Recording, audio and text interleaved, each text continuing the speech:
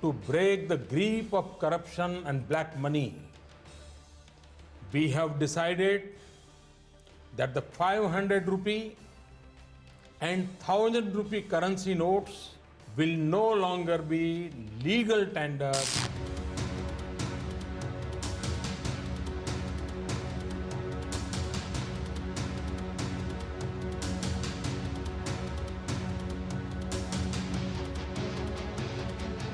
Is there a larger formalization of Indian economy taking place? The answer is yes. Are digital transactions increasing manifold? The answer is yes.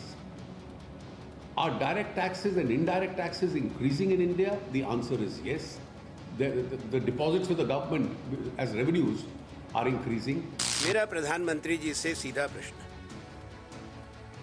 कि वो अपना आज भी क्या वो अपनी गलती मानने को तैयार हैं और देश से माफी मांगने के लिए? Money by cronies of this government and the Prime Minister. And for the people, it has only meant an unmitigated disaster.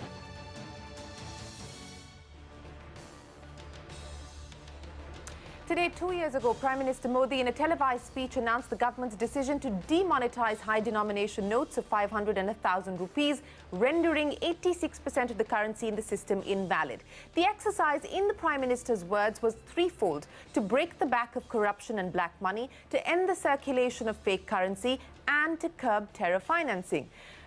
Important, the government hoped for a windfall gain from this exercise. In January of 2017, the then Attorney General of India told the Apex Court that the government did not expect around 3 lakh rupees to come back into the banking system. Though now the government says the effort, and to quote the Finance Minister, was not about confiscation of currency. So let's take a reality check. The Reserve Bank, in its annual report released in August this year, highlighted that almost 99% of all banned notes have returned to the banking system. 99.3 to be precise, on the other stated objective of cracking down on fake currency. This was part of the Prime Minister's speech on the 8th of November in 2016. Now, the data reveals that between 2016 and 17 and 2017 and 18, only 0.81 million fake currency notes were detected, indicating that this wasn't really a big problem to start with.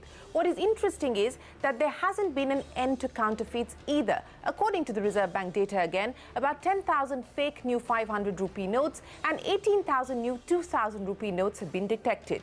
Now, while making India a cashless and then a less cash economy was not part of the stated objective on the 8th of November 2016, it did become a part of the government's pitch about a week after the government's demonetization announcement. Now, as per the Reserve Bank's data, currency in circulation is back to or almost back to pre-demonetization levels, and after falling to about 8.8% in FY 16-17, currency to GDP is at about 10.9% in FY 17-18.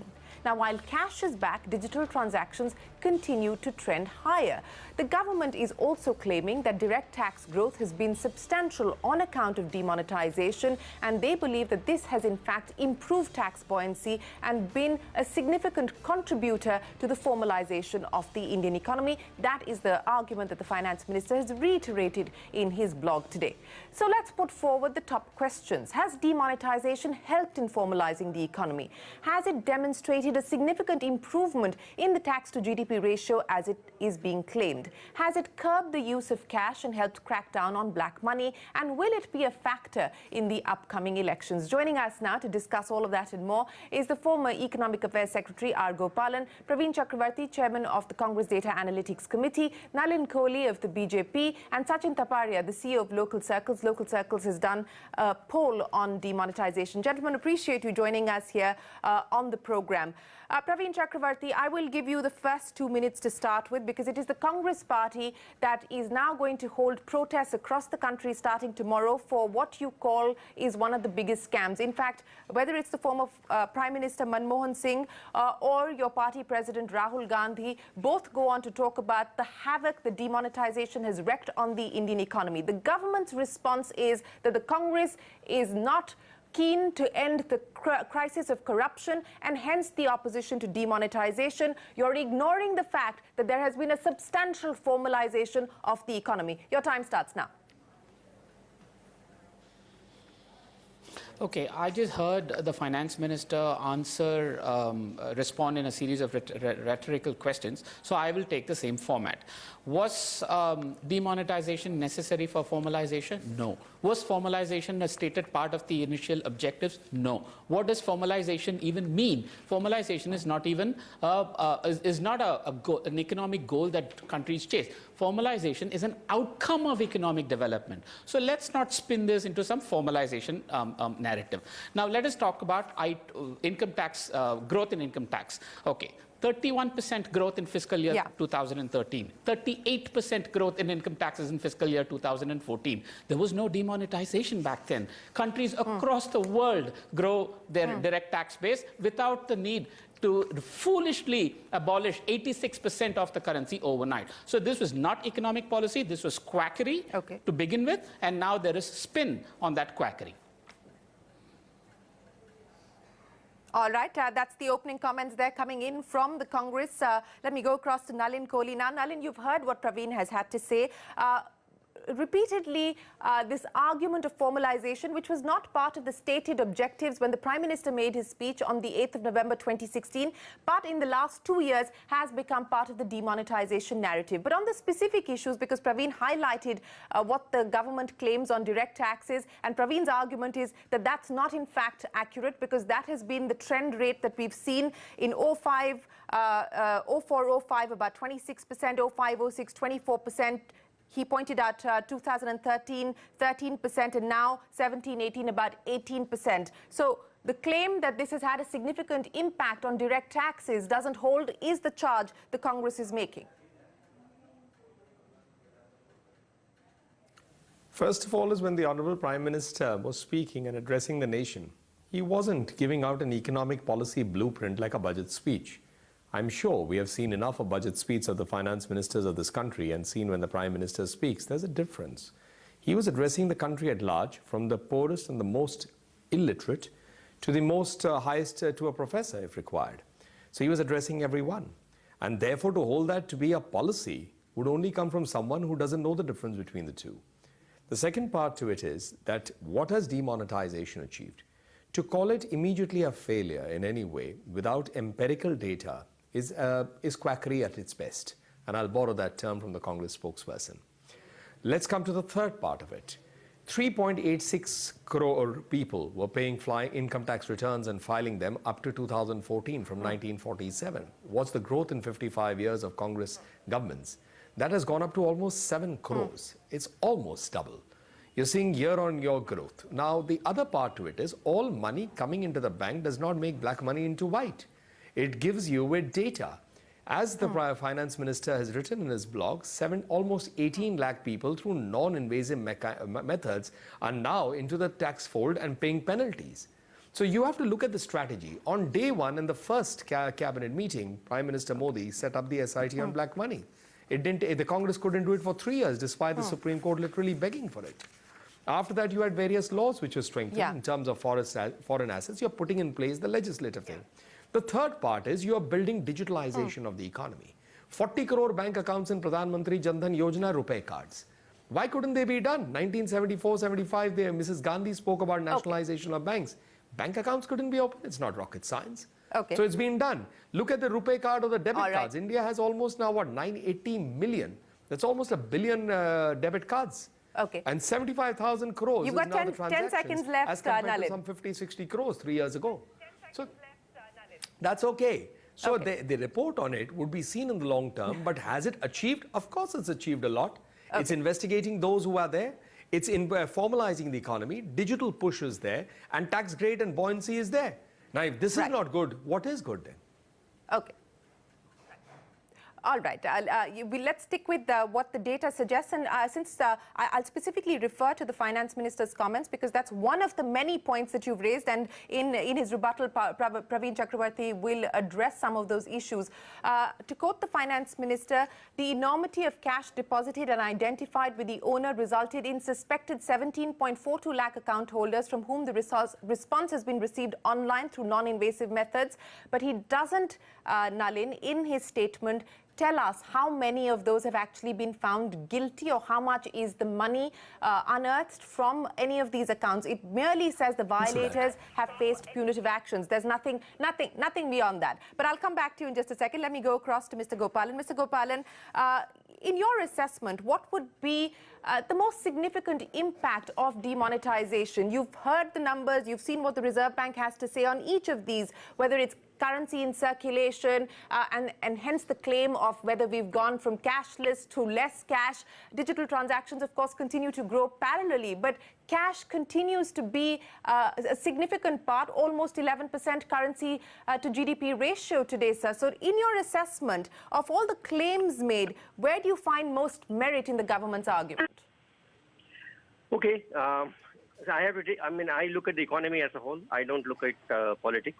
Now, what it has done is whether it was able to get the black money out to some extent, or whether it has done the formalization of the economy to a greater extent. I'm looking at it from these viewpoints.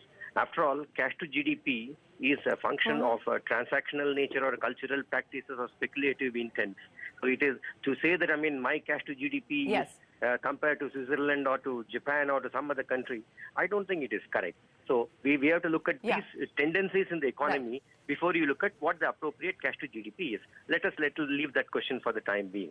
But on the black money unearthing, well, not much has really happened. Though this 1.8 million accounts where over 25 lakhs deposits have been made are being inquired into. Only when that is concluded, we'll get to know exactly what the benefit to the economy has been by way of revenue accruing to the government.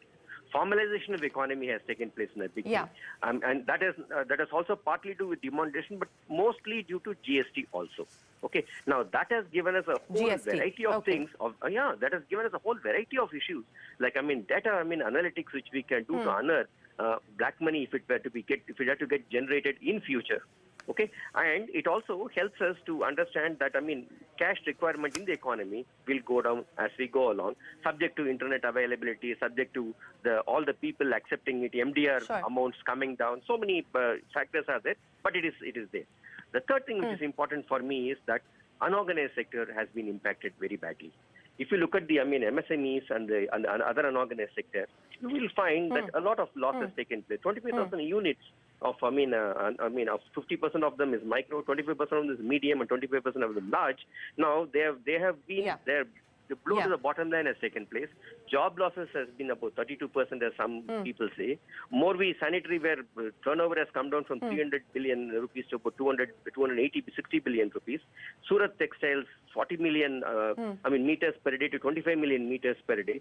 We have got numbers which are floating around on this. So that is a loss to the economy in the short run. Okay, ultimately, if I have to drop the balance sheet of the whole thing, until I get to know what is the amount the government has got ultimately, and what the economy has benefited by way of formalization as well as by way of less cash economy, and juxtaposed with the losses on the jobs and on the production and the economy, GDP going down. Now, if you look at all those things, the balance sheet can be drawn, but not today. A balance sheet draw will take some more time until all data are out. Okay. All right, so the balance sheet drawn will need more time, but you've raised some specific issues and specifically highlighted the pain that the MSME space has felt, and that the government is now trying to address. In fact, we had that big MSME outreach program launched by the Prime Minister just a few days ago. But let me go across to Sachin Taparia, the CEO of LocalCircles. Sachin, you've done a survey. Take us through the methodology deployed by you at LocalCircles, and very quickly, the highlights of the survey when it comes to demonetization. So, Shereen, this survey was done in one of our largest communities, which basically has people from over 220 districts of India. And a lot of these people have been with us through the demonetization days in terms of their participation. One thing that is clearly coming out as a result of this survey is the largest number of people basically think that the biggest benefit of demonetization is expansion of the tax net, followed by increase in direct tax collection. About 25% people think that there has actually been no benefit as a result of demonetization. And only about 12% of them think that it has actually reduced black money in the system. Now coming to, a different question that we asked, which was about, formalization of the economy, which is where you started the discussion.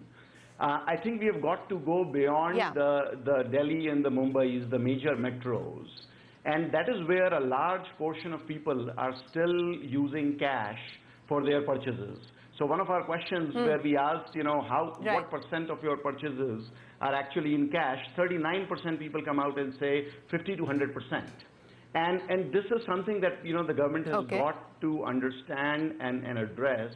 When you go to that local medicine store to buy medicine, the guy basically says that, look, either I'll give you the 10% discount if you don't take the receipt, or if you take the receipt, I got to pay GST. Yeah. Right? So that is where I think a lot of purchases are still being done in cash across the country in tier 2, tier 3, and rural locations.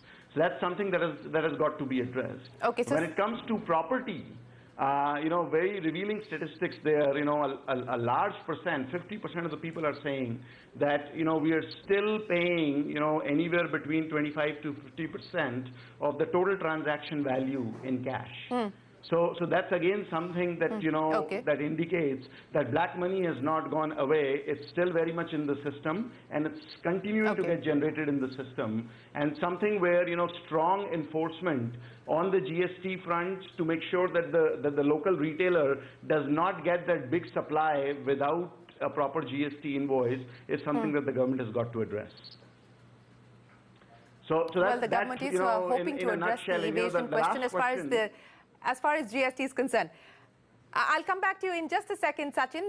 Thanks very much for highlighting some of the findings there of the Local Circles survey. But let me go back to Praveen Chakravarty for his rebuttal now. Praveen, just to add to what you heard there from Nalin Kohli and what you've heard from Mr. Gopalan as well as Sachin Taparia, it seems that the government's narrative on this being a big benefit to the tax to GDP ratio, as well as the surge in direct taxes that the finance minister has been reiterating over the last few weeks, that seems to be working on the ground, at least with people. No, actually, that's entirely to the contrary. I've just run one of the largest surveys, actually, myself, and I'll come to that in a bit. But first, let me take a step back to explain why I call this quackery. Okay, so let's think about this. The Prime Minister and presumably his cabinet or perhaps his coterie sits down and says, let's invalidate 86% of the country's currency. Do you think they were discussing why? Would you hope and expect that they would have thought, why should we do this? What are we trying to achieve here? Right? And for somebody to say balance sheet is still not being able to tally for a move like this, you wonder, what were they thinking? What did they do? So in that room, they sat down and said, oh, 2 years later, we would still not know. That is fine. And somebody mentioned the point about the Prime Minister's address to the nation. I understand the Prime Minister's address to the nation was a political address. There was also subsequent speeches he gave. I was the first to analyze keywords in his speeches subsequently, and how I showed empirically using data how Prime Minister changed the narrative the moment he realized this was just quackery. He was just sold a lemon when it came to economic policy. Let's talk about tax to GDP. Do you know tax to GDP in India was 13.5% in 2004 when UPA 1 took over. In 2014, when it left office, demitted office, it was 17.5%. 400 basis points, 4 percentage points increase. That was achieved without demonetization. No country in history has achieved increase in tax to GDP through demonetization. It is bizarre to argue that demonetization was required to achieve a tax to GDP. Let me give an analogy. Let's say there is a problem of theft of cars, in the country.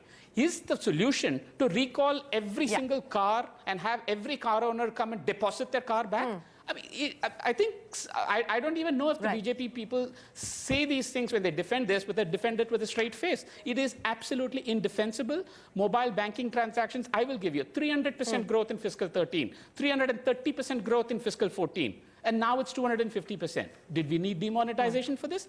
The simple question, we did not need demonetization to achieve any of the the claims that the finance minister and the prime minister and his coterie are dishing out, neither, as economic history tells us, as any country in the world has needed to resort to such a measure to achieve any of these objectives. Okay, that's the rebuttal there from Praveen Chakravarty. Let me go back across to Nalin Kohli now to get his response. Nalin Kohli, none of the objectives that the government stated on the 8th of November 2016 or subsequently over the next several months needed demonetization is not just the claim that the Congress is making, but that's an argument that's being put forward by many former central bankers, economists, etc. as well. That if you look at the trend line of the kind of growth that we were seeing, whether it's tax buoyancy, direct taxes, it's digitalization as well, that a lot of this could have been done by nudging people, by incentivizing people, by changing the mindset of people. It didn't require a heavy-handed blow like demonetization. Your response?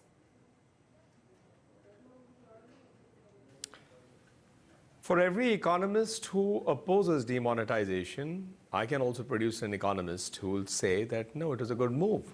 It's never been done at that scale. So the final jury, you'll only know over a period of time with empirical data.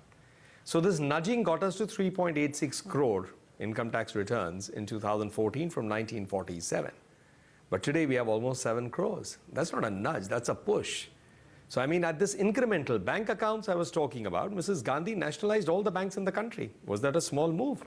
What was the stated objective? Garibo ke liye account honge. Where were the accounts for the Garib? And how is it that Prime Minister Modi's government in 2.5 years could get 40 crore? That's 400 million. I mean, it's not a joke. Again, that was the nudging approach versus the push.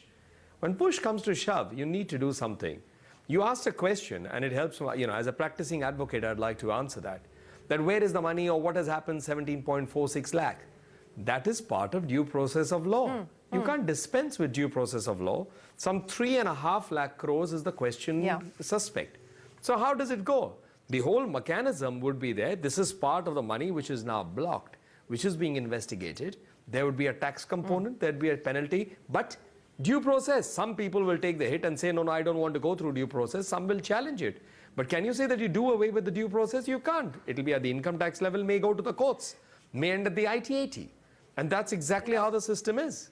This isn't the emergency of 1975.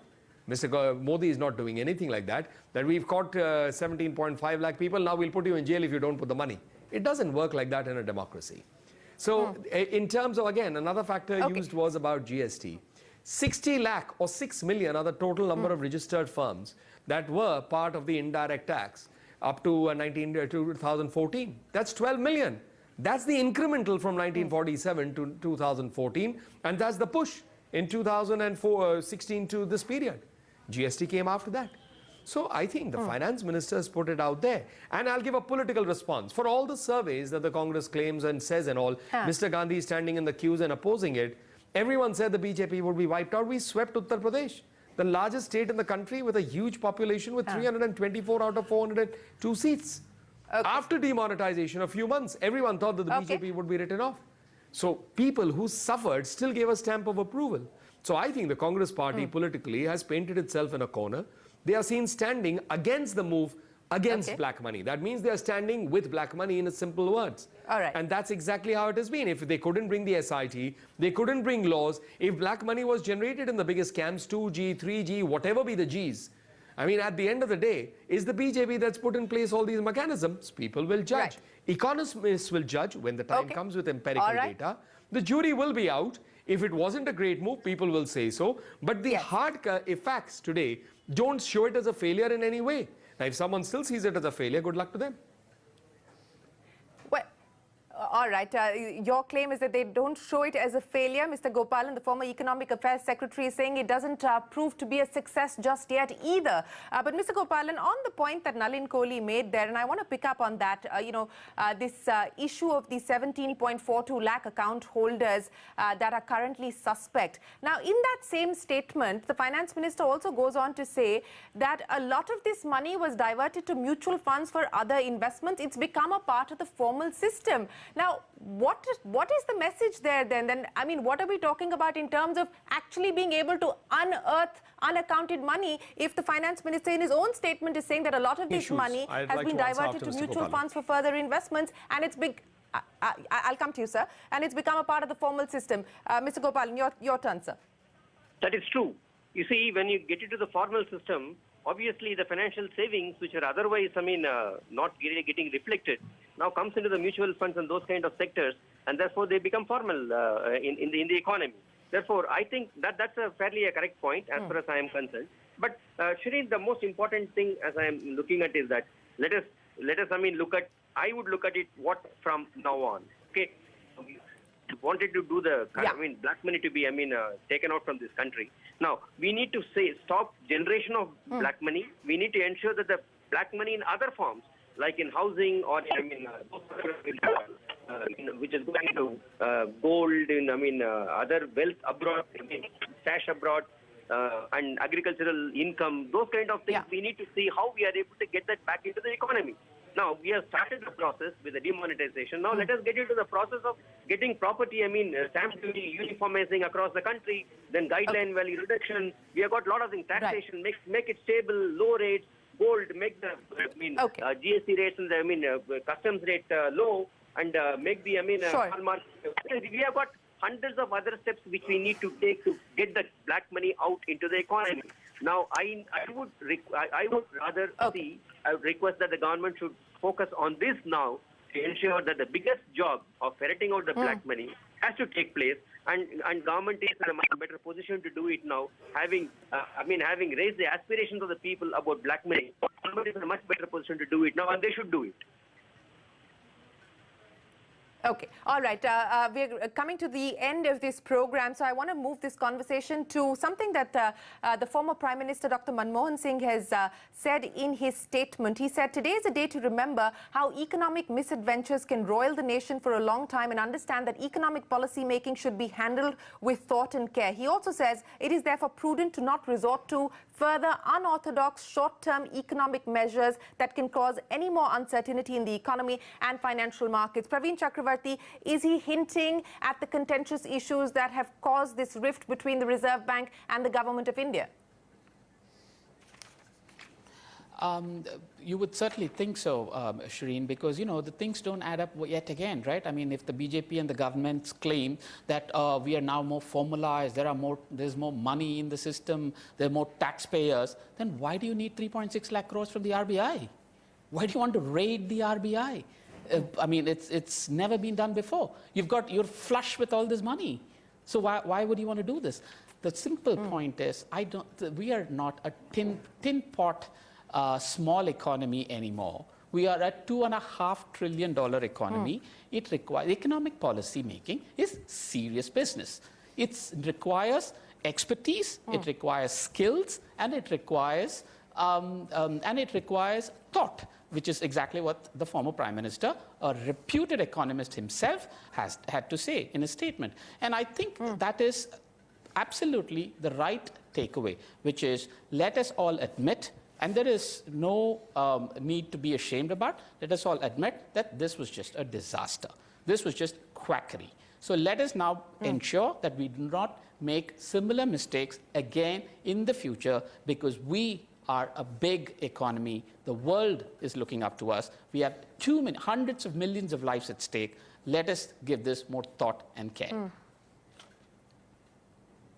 Okay, Nalin Kohli, I'll give you the final say on the program.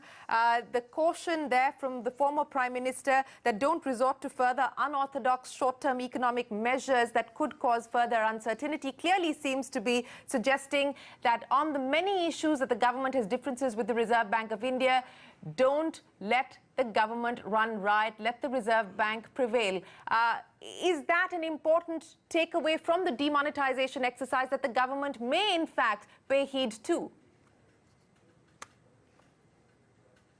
Well, first of all, Dr. Manmohan Singh, as a former Prime Minister and also as an eminent economist, obviously would share his point of view, but you have to understand he'll be circumscribed by the fact that he is, after all, We're not going to speak against the Congress party's line. And when Mr. Rahul Gandhi, as the president of the party, has been crying hoarse against demonetization, I would be very surprised to see Dr. Singh write an article in favor of it. Second, is he hinting at the RBI? I don't know how we arrive at that conclusion. He was not in favor of it. There. He was not even in favor of it on... No, but yes, to what the Congress gentleman is saying... Yes, I don't know. That's why I asked Praveen. That's why I asked Praveen. The views of Dr. Singh. Yeah, so let me just finish this. Dr. Singh himself has spoken about the RBI, but not being a tin pot economy and hoarding. I'll pick up that word. The Congress perhaps has been used to hoarding. Under the BJP, if one would just like to see the allocation, yes, tax buoyancy is up, collections are up, funds are coming, but so is infrastructure growing.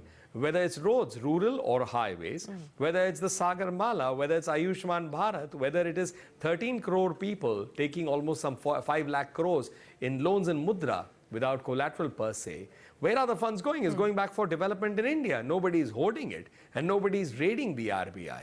The fact of the matter remains that you need more and more funds in India if you want to be a developed country, and at the same time ensure that the bottom layer is not excluded from social security net, insurance, in terms of health, in terms of education and infrastructure and livelihood.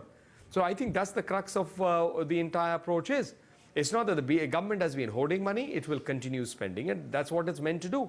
Putting it in place in meaningful places, or building some 7 crore toilets under Swachh Bharat. It didn't happen sitting in a tin pot economy, and it didn't happen by hoarding money. Okay, all right, gentlemen. Unfortunately, we're out of time, but appreciate you all joining us here. Sorry, Praveen, we're completely out of time. Sachin, Taparia, Nalin Kohli, Praveen Chakravarty. Yes. So, apologies, totally out of time, but appreciate you joining us here with a fact-based discussion on demonetization 2 years on and what the road ahead looks like. Appreciate you joining us on CNBC TV 18. We'll take a break. There's a lot more coming up. Don't go anywhere.